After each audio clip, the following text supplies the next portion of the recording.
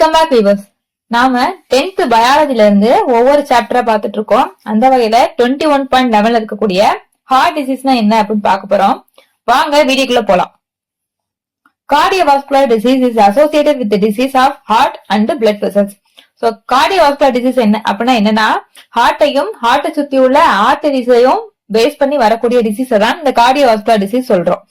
Coronary heart disease is the most common form and it is caused by deposition of cholesterol in the blood vessels. Coronary heart disease na என்ன அப்படின்னு கேட்டீங்கன்னா காமனா வரக்கூடிய disease. அது எதனால வருது அப்படின்னா கொழுப்புகள் கொலஸ்ட்ரால்ல அதாவது கொழுப்புகள் வந்து நம்மளோட பிளட் வெசல்ஸ்ல டெபாசிட் ஆகிறதுனால வரக்கூடியது அப்படின்னு சொல்றாங்க. It usually developed slowly over many years.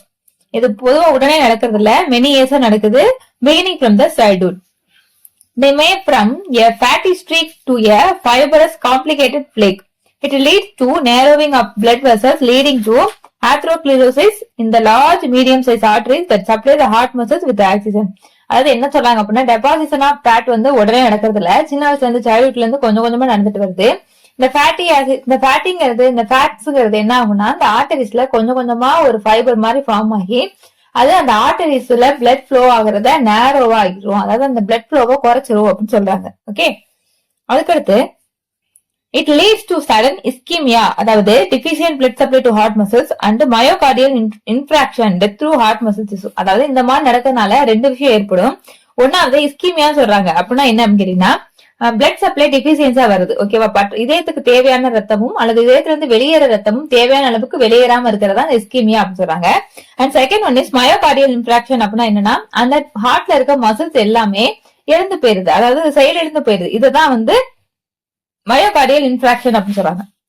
இதுல இருக்க ரிஸ்க் ஃபேக்டர்ஸ் என்ன அப்படின்னு கேட்டீங்கன்னா ஹைப்பர் கொலஸ்ட்ரோலமியா அப்படின்னா ஹை பிளட் கொலஸ்ட்ரால் இருக்கிறது, இந்த ஹை பிளட் பிரஷர் அதாவது ஹைப்பர் டென்ஷன் இருக்கிறது. And the major cos the contributing factors for heart disease is if untreated may cause several damage to brain, kidney and eventually lead to stroke. அதாவது இந்த மாதிரியான fatty acid deposit ஆகிறத நம்ம ஸ்டார்டிங்ல இருந்தே கண்டுக்காம விட்டுட்டோம், கவனிக்காம விட்டுட்டோம் அப்படின்னா இது மேஜரா பிரெயின் அண்ட் ஸ்ட்ரோக்ல வர்றதுக்கான வாய்ப்புகள் அதிகமா இருக்கு அப்படின்னு சொல்றாங்க. அதுக்கப்புறம் என்னென்ன காசஸ் இருக்கு அப்படின்னு பாத்தீங்கன்னா ஹெரிட்டரி, அதாவது ஃபேமிலி ஹிஸ்டரியில இருந்து ஒருத்தவங்களுக்கு இருந்து இன்னொருத்தவங்களுக்கு வருது. Diet rich in saturated fat and cholesterol, obesity, increasing the age, cigarette smoking, emotional stress, sedentary lifestyle, excessive alcohol consumption and physical inactive are some of the cases.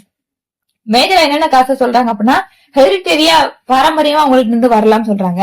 Poor டயட்டா இருக்கிறது, cholesterol அதிகம் உள்ள food எடுத்துக்கிறது, நமக்கு obesity இருக்கிறத கண்டுக்காம இருக்கிறது, and age factor இதுக்கு ஒரு முக்கியமான ரீசன். அது மட்டும் இல்லாம ட்ரிங்க் பண்றது அண்ட் ஸ்மோக் பண்றது எல்லாமே இதுல வந்து ஒரு ரீசனா வருது. ஓகே, சிம்டம்ஸ் என்ன அப்படின்னு கேட்டீங்கன்னா ஷார்ட்னஸ் ஆஃப் பிரீத், மூச்சு வருதுல கொஞ்சம் சிரமம் இருக்கிறது, headache, tiredness, diseases, chest pain, swelling of leg and gastro intestinal disturbance. இதெல்லாம் வந்து இந்த ஹார்ட் டிசீஸ் இருக்கிறதுக்கான சிம்டம்ஸ் சொல்றாங்க. மூச்சு விடுறது சிரமம், தலைவலி, எப்பவுமே டயர்டா இருக்கிறது, தலை சுத்தல் இருக்கிறது, செஸ்ட் பெயின் இருக்கிறது, கால் வீக்கமா இருக்கிறது, அது மட்டும் இல்லாம நம்மளோட ஈசோபேகஸ்ல ஒரு இரிட்டேஷன் இருந்துகிட்டே இருக்குது. இதெல்லாம் இதுக்கான சிம்டம்ஸா சொல்றாங்க.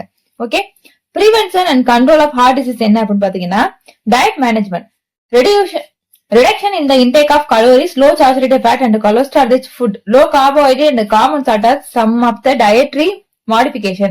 அதாவது நம்ம எடுத்துக்கூடிய ஃபுட்ல லோ சாச்சுரேட்டட் ஃபேட் இருக்கணும், கொலஸ்ட்ரால் கம்மியா இருக்கணும், அதே மாதிரி லோ கார்போஹைட்ரேட் ஃபுட்டா எடுத்துக்கணும், சம் டயட்டரிய ஃபாலோ பண்ணணும் சொல்றாங்க.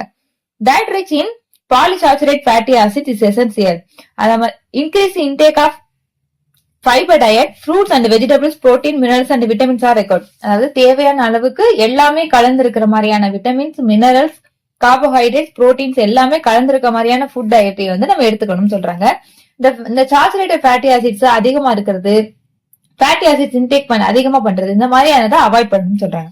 சோ பிசிக்கல் ஆக்டிவிட்டியா என்ன பண்ணணும் அப்படின்னு கேட்டா ரெகுலரா எக்ஸசைஸ் பண்ணணும். Walking and yoga are essential for the body weight maintenance. Body வெயிட்டை மெயின்டைன் பண்ணணும். பாடி வெயிட்டை மெயின்டைன் பண்ணதுக்கு என்ன செய்யணும் அப்படின்னா ரெகுலரான எக்ஸசைஸ் செய்யணும், வாக்கிங் பண்ணணும் அண்ட் யோகா பண்ணணும். Okay, and addictive substance avoidance என்னென்ன அவாய்ட் பண்ணணும் அப்படின்னு கேட்டீங்கன்னா ஆல்கஹால் கன்சம்ஷன், ஆல்கஹால் ட்ரிங்க் பண்றதை கம்மி பண்ணணும், and smoking to are be avoided, அதாவது ஸ்மோக்கும் பண்ணக்கூடாது அப்படின்னு சொல்றாங்க. இதெல்லாம் பண்ணா அண்ட் இந்த மாதிரி டயட் எல்லாம் ஃபாலோ பண்ணா நம்ம வந்து இந்த ஹார்ட் டிசீஸை அவாய்ட் பண்ணலாம் சொல்றாங்க.